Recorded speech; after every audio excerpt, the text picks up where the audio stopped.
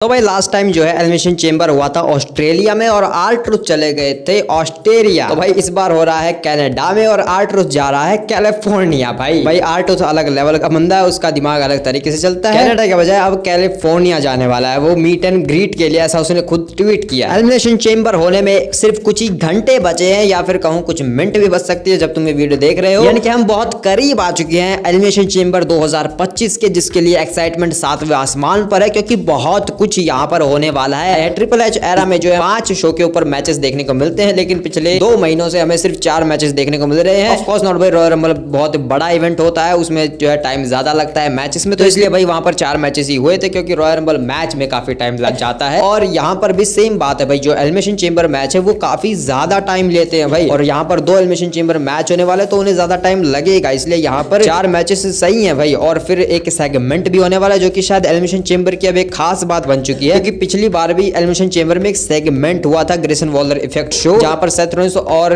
Cody Rhodes invited थे। और भाई शायद ये अब ट्रिपल एच का स्टैंडर्ड बन चुका है कि वो शो के ऊपर 2 वुमेन्स मैच और 2 मेंस मैच कराएगा, क्योंकि मोस्ट ऑफ द टाइम यही देखने को मिल रहा है, 2 मेंस मैच होते हैं, 2 वुमेन्स मैच होते हैं और एक सेगमेंट हो जाता है या फिर कोई मिड कार्ड या वर्ल्ड चैंपियनशिप डिफेंड हो जाती है। लेकिन इससे याद आया कि भाई पिछली बार सर्वाइवर सीरीज 2021 या 22 था, वहां पर जो है ऐसा एक इवेंट हुआ था जिसमें कोई टाइटल डिफेंड नहीं हुआ था, लेकिन अब ये इतने 2 या 3 साल के बाद पहली बार ऐसा हो रहा है कि यहाँ पर कोई भी टाइटल डिफेंड नहीं हो रहा है एलिमिनेशन चेंबर में, यानी कि किसी प्रीमियम लाइव इवेंट में। तो ये बहुत बड़ी बात है भाई, मतलब इसमें ऐसा कुछ नहीं कि भाई क्यों नहीं हो रहा डिफेंड, वैसे डिफेंड कर सकते थे क्योंकि कुछ मैच है भाई जो शायद नहीं होने चाहिए थे, लेकिन फिर भी है। खैर कोई बात नहीं। खैर ये वीडियो जिस चीज के लिए स्टार्ट किया हम उसके ऊपर चलते हैं, तो ये है प्रेडिक्शन टाइम।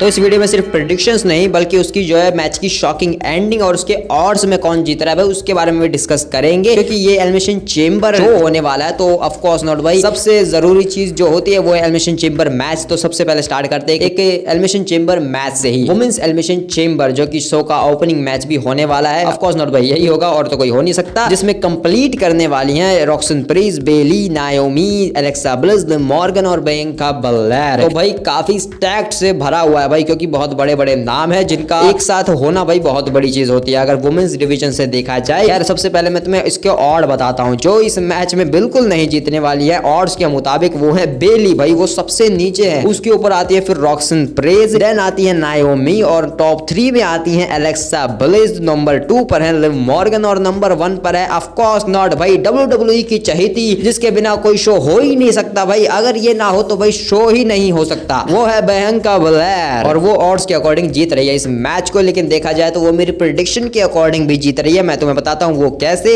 इसको पूरा खोलते हैं भाई। तो सबसे पहले बेली और रॉक्सन प्रीज सबसे नीचे हैं, क्यों भाई? क्योंकि इनकी दोनों की आपस की राइवलरी चल रही है और हो सकता है इन दोनों का जाकर रेसलमेनिया में मैच भी हो जाए, मे भी भाई कुछ भी हो सकता है, क्योंकि रॉक्सन प्रीज के लिए काफी बड़ी अपॉर्चुनिटी हो सकती है। फिर मैं देखना चाहूंगा ये चीज भाई, क्योंकि इनकी जो स्टोरी है वो काफी इंटरेस्टिंग चल रही है, NXT से लेकर अब मेन रोस्टर पर आ चुके हैं भाई। और ऊपर से फिर आती है नायोमी भाई, तो नायोमी तो भाई अपना वो हार चुकी है भाई टैग टीम टाइटल्स, और जहां तक मुझे लगता है वही वो बंदी है जिसने अटैक किया था जेड गार्गिल के ऊपर। तो भाई वैसे मैं कहता हूं कि जेड गार्गिल का रिटर्न होगा तो भाई यहाँ पर तो सबसे परफेक्ट सिनेरियो बन रहा है भाई, यहाँ पर आओ नायोमी के ऊपर अटैक करो, सबको दिखा दो कि भाई नायोमी ने अटैक किया था, नायोमी वर्सेस जेड गार्गिल सेट हो जाएगा रेसलमेनिया के। बाकी और भी बहुत सारी चीजें हो सकती हैं जेड गार्गिल को लेकर, लेकिन भाई इतना दिमाग कौन ही लगाएगा, वुमेन्स डिवीजन में है। उसके ऊपर आती है फिर एलेक्सा ब्लिस भाई, तो ऑफ कोर्स नॉट भाई मेरी फेवरेट सुपरस्टार है, मैं तो कहूंगा इसी को जीतना चाहिए। मैं तो भाई पिक भी इसी को कर लूं, प्रेडिक्शन भी इसी की कर लूं भाई, मुझे कोई दिक्कत नहीं है। एलेक्सा ब्लिस को डिजर्विंग है, और एलेक्सा ब्लिस इतने टाइम के बाद रिटर्न किया है, ऊपर से उनके पास अभी भी जो है व्हाइट सिक और वो जो ब्रे व्हाइट से उनके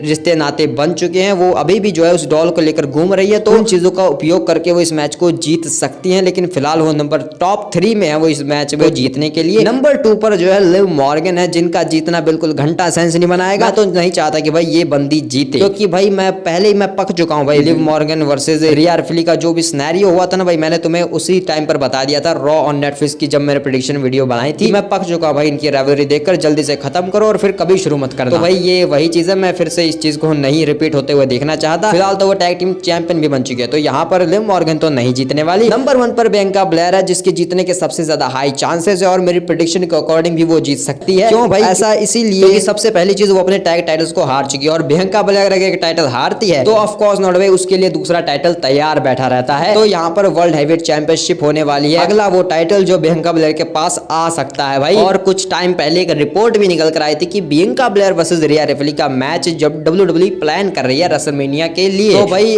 वुमेन्स डिवीजन में जो भी खबर आती है वो हमेशा पक्की निकलती है भाई। तो यहाँ पर ऑफ कोर्स नॉट भाई बियंका ब्लेयर जीतने वाली है ऑड्स के अकॉर्डिंग और मेरी प्रेडिक्शन के अकॉर्डिंग। लेकिन अगर एलेक्सा ब्लिस जीत जाए भाई तो मैं तो भाई दिल खोल के खुश हो जाऊंगा। बहुत ही अमेजिंग चीज रहेगी अगर एलेक्सा ब्लिस जीत जाती है। मैं दिल से जो है इस मैच में एलेक्सा ब्लिस को सपोर्ट कर रहा हूँ। WWE भाई बियंका ब्लेयर को जितवाएगी, क्या ही कर सकते हैं। तुम बताओ भाई तुम किसको जीतते हुए देखना चाहते हो इस वुमेन्स एलिमिनेशन चेंबर मैच में। लेकिन रॉक्सन पेरिस भाई काफी इंप्रेस करने वाली है इस बार, ऐसा हो सकता है क्योंकि वो टिफानी ने पिछली बार इंप्रेस किया था, तो शायद यहाँ पर ये भी कर सकती है। वेल अगले मैच की तरफ चलते हैं जो कि एक टैग टीम मैच होने वाला है। Tiffany Stratton and Trish Stratus team up करेंगी against Nia Jax and Candice LeRae. इस मैच के लिए कोई एक्साइटमेंट है भाई तुम में से किसी को? क्योंकि मुझे नहीं लगता किसी को भी है और किसी को होनी भी नहीं चाहिए भाई। ये सिर्फ जो है इसलिए किया गया है क्योंकि ट्रिश स्ट्रैटस वहीं की बंदी है। टिफानी स्ट्रैटन भाई चैंपियन है तो उसे शो के ऊपर फीचर करना था और नाया जैक्स और कैंडिस लरे को अवॉइड कर नहीं सकते। डाल दिया भाई ये मैच। वेल इसमें ऑड्स के अकॉर्डिंग इस मैच को टिफानी स्ट्रैटन और ट्रिश स्ट्रैटस जीत रही हैं भाई। ऑफ कोर्स नॉट भाई यही जीतने वाले हैं। प्रेडिक्शन भी इन्हीं के लिए कि भाई ये लोग जीत जाएंगे और इसकी एक शॉकिंग एंडिंग है या फिर एक करवाना हो भाई कुछ स्टोरी में अगर कुछ इनपुट डालना है तुम्हें, यहाँ पर शार्लेट फ्लेयर की इंटरफेरेंस करवा सकते हो और जिस वजह से यहाँ पर एक शॉकिंग फैक्टर ये देखने को मिल सकता है कि ट्रिश स्ट्रैटस और टिफानी स्ट्रैटन अपना मैच हार चुकी है शार्लेट फ्लेयर के इंटरफेरेंस की वजह से, जिस वजह से नाया जैक्स और कैंडिस लरे जीत जाए और फिर हमें एक और बार नाया जैक्स वर्सेस टिफानी स्ट्रैटन का मैच देखने को मिले। मतलब ऐसे ही करते भाई WWE आजकल,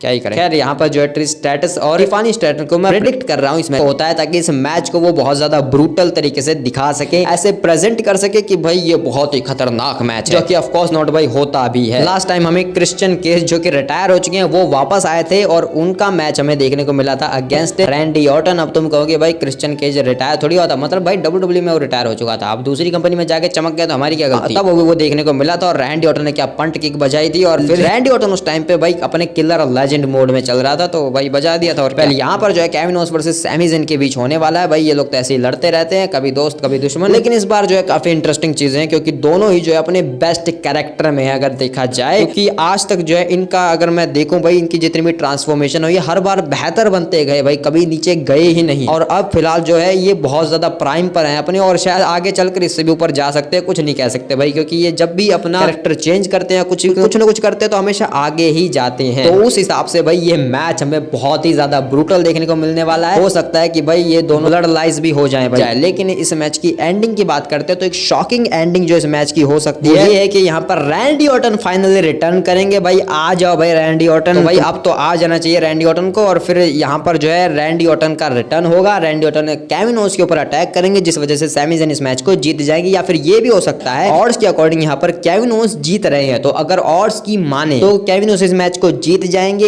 बहुत ही बुरी तरीके से सैमी ज़ेन के ऊपर अटैक करके बहुत ही बुरी तरीके से पीट कर इसमें मतलब पूरी तरीके से उसका करियर खत्म करने के हाल में होंगे। और मैच जीतने के बावजूद केविन ओवंस अटैक करेंगे सैमी ज़ेन के ऊपर और उसके बाद सैमी ज़ेन को बचाने के लिए यहाँ पर रैंडी ऑर्टन का रिटर्न होगा। तो ये दो सिनेरियोज हमें जो है इस मैच से देखने को मिल सकते हैं। वेल अगर फाइनल चीज की बात करें तो मैं भाई चाहूंगा कि यहाँ पर सैमी ज़ेन जीत जाए क्योंकि भाई उसका जो 10-4 का आंकड़ा है भाई फिलहाल केविन ओवंस के सामने भाई वो बहुत ज्यादा ब्रूटल है। अगले 6 मैच भाई अगर अभी तक इनके 14 मैच हुए हैं, 15वां मैच होने वाला है और आगे चलकर 5 मैच और होंगे और उनको कंटिन्यूटली अगर जीते और हर एक मैच को सैमी ज़ेन जीते तब जाकर भाई केविन ओवंस की बराबरी करेगा Sami Zayn. Sami Zayn versus Kevin Owens के भाई 14 मैच हुए, 14 में से 10 केविन ओवंस जीता है और 4 मैचेस को सैमी ज़ेन जीता है। तो भाई ये बहुत ही बड़ा स्टैक्ड है, बहुत ही अमेजिंग भाई। तो यहाँ पर इस हिसाब से देखा जाए तो एक सैमी ज़ेन अंडरडॉग है और उसको जीतना चाहिए ये मैच। इनकी स्टोरी की बात करें लेकिन फिलहाल जिस तरीके का कैरेक्टर केविन ओवंस का चल रहा है तो भाई मैं प्रेडिक्ट करता हूँ यहाँ पर केविन ओवंस को जीतने के लिए क्योंकि इस कैरेक्टर में वो हार तो डिजर्व नहीं करता है, पहले ही टाइटल मैच हार चुका है। ये चीज तो उसके साथ नहीं होनी चाहिए। हाँ अगर रैंडी ऑर्टन का अगर रिटर्न होता है वो कॉस्ट करवाता है केविन ओवंस को तो वो एक सही चीज है, वो एक सेंस बनाएगा कि इस वजह से केविन ओवंस हारा और अब जो है Kevin Owens versus Randy Orton का मैच होगा WrestleMania 41 में। तो यहाँ पर मेरी प्रेडिक्शन केविन ओवंस की तरफ है और ऑड्स के अकॉर्डिंग भी वो जीत रहा है। देखते हैं भाई क्या होगा क्योंकि इसमें जीतना मायने नहीं रखता है, यहाँ पर इस मैच में जो होगा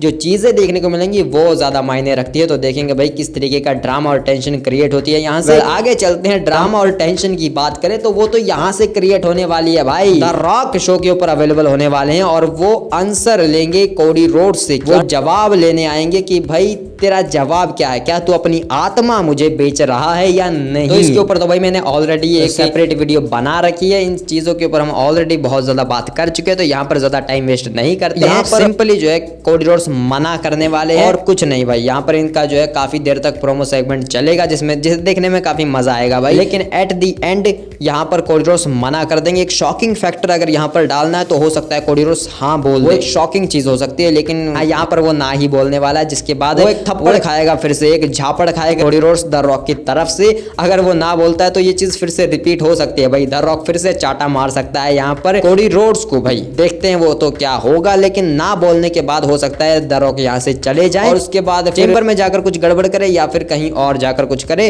कुछ ना कुछ तो वो कर ही सकते हैं। इन सब चीजों के ऊपर ऑलरेडी बात कर चुके हैं, तो तुम जाकर वो वीडियो देख सकते हो अगर तुम्हें सही तरीके से मेरे ओपिनियन इसके ऊपर जानने हैं। यहाँ पर कोडी रोड्स मना करने वाला है सिंपली। वेल आगे चलते हैं मेन इवेंट की तरफ, जो कि होने वाला है मेंस एलिमिनेशन चेंबर मैच, जिसमें कंप्लीट करने वाले हैं भाई इतने बड़े बड़े superstars, Damien priest, Logan Paul, Seth Rollins, Drew McIntyre, CM Punk और जिसे हम देख नहीं सकते जॉन सीना फाइनली हमें देखने को मिलेंगे। अब तो भाई सच में हम उसे नहीं देख सकते, क्योंकि भाई जिस तरीके का स्कैम उसने किया भाई हमारे साथ, बहुत गलत बात, लेकिन हो सकता है कि भाई आगे चलकर चीजें सही करे, क्योंकि अभी तो बहुत पूरा 2025 पड़ा ही है ना भाई, तो है भाई अभी टाइम है उन चीजों में। जॉन सीना आ जाएगा भाई, टेंशन मत लो, लेकिन चेंबर में तो देखने को मिलेगा, तो वही सही बात है। तो यहाँ पर सबसे पहले ऑड्स की बात करते हैं भाई। सबसे नीचे इस मैच को बिल्कुल नहीं जीतने वाला है वो है भाई लोगन पॉल, वो ऑड्स में सबसे नीचे है भाई, ये तो बंदा इस मैच को नहीं जीतने वाला। क्या मतलब भाई, लोगन पॉल के ऊपर भी लोग बिलीव नहीं करते, उसके ऊपर बैटिंग नहीं किया किसी ने, ऑड्स भी जो है लोगन पॉल को जीतते हुए नहीं देखना चाहते। उससे ऊपर जो बंदा आता है वो है डेमियन प्रीस्ट,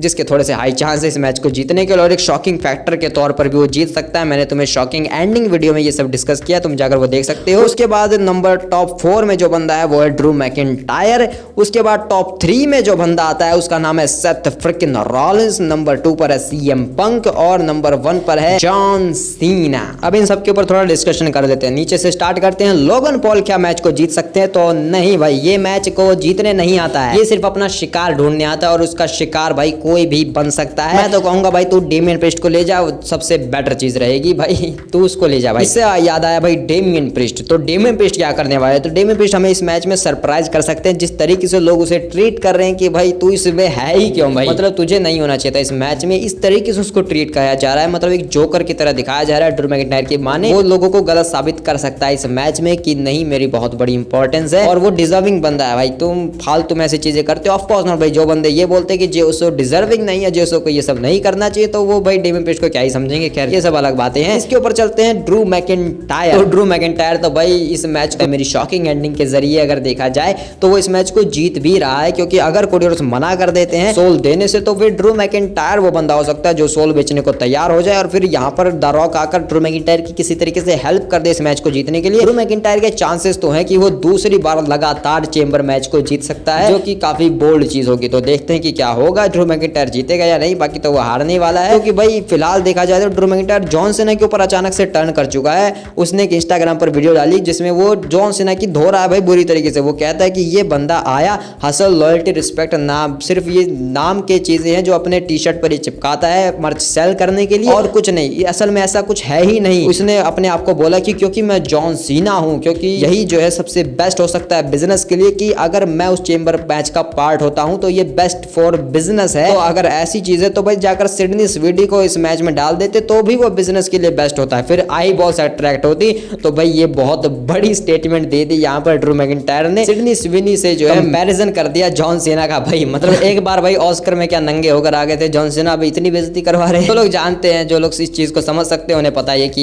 ये किस तरीके की बात कही है ड्रू मैकिंटायर ने। क्या इससे ऊपर चलते हैं भाई सेथ रॉलिंस। तो भाई सेथ फ्रिकिन रॉलिंस ने काफी ज्यादा माहौल गर्म कर दिया भाई। अगर तुम्हें लास्ट टाइम याद हो तो वो रॉयल रंबल में जीतने के लिए ज्यादा फेवरेट नहीं थे, लेकिन अचानक से नंबर 2 पर चढ़ गए भाई, पता नहीं कैसे। जब शो करीब होता है भाई अचानक से पता नहीं सेथ रॉलिंस के जीतने के चांसेस कैसे बढ़ जाते हैं, क्योंकि ऑफ कोर्स नॉट भाई वो विजनरी या रेवोल्यूशनरी है, सेथ फ्रिकिन रॉलिंस है भाई वो। तो लास्ट मंडे नाइट रॉ पर जो हमें सेगमेंट देखने को मिला था सेथ और कोडी का, तो वहां पर जो कन्वर्सेशन हुई भाई इन दोनों के बीच, तो उस वजह से यहाँ पर सेथ रॉलिंस के जीतने के चांसेस काफी ज्यादा बढ़ चुके हैं। क्योंकि अगर कोडी रोड्स हाँ बोल देता है तो सेथ रॉलिंस के जीतने के चांसेस बहुत ज्यादा बढ़ जाएंगे, क्योंकि अगर सेथ रॉलिंस मैच को जीतता है तो फिर वो उस चीज को छीनने के लिए वापस आएगा कोडी रोड्स से, जो उसने खुद उसे दिलाई है इतने सारे सेक्रीफाइसेस करके वर्ल्ड हेवीवेट चैंपियनशिप उससे गई। WWE से टाइम ऑफ लेना पड़ा उसे, अपने उसका भाई घुटना इंजर्ड था, उसकी पीठ इंजर्ड थी, लेकिन फिर भी वो कोडी का साथ दे रहा था भाई, अपना सेक्रीफाइस किया, उसने खुद का सेक्रीफाइस किया, तब जाकर कोडी रोड्स जो है चैंपियन बना था। तो भाई तो रॉलिंस भाई इस वजह से जो है अब यहाँ पर जीतने के लिए काफी ज्यादा ऊपर आ चुके हैं। नंबर 2 पर जिसकी बात करें तो वो है CM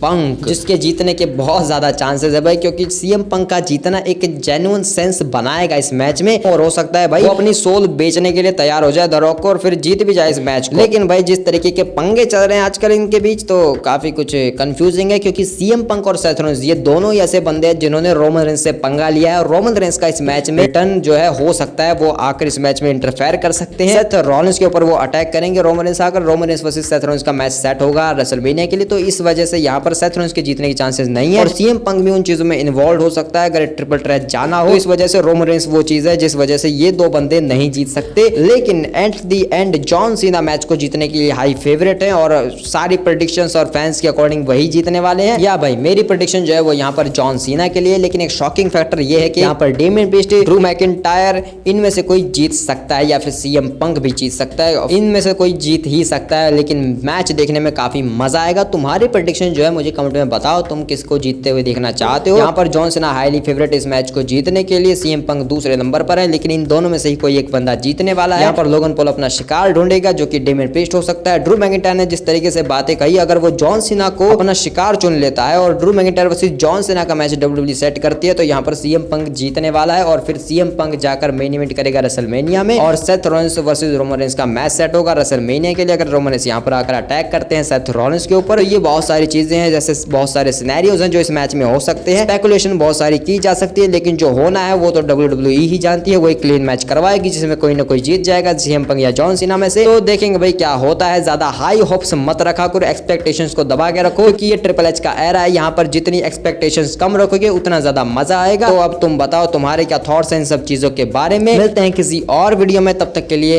बाय बाय।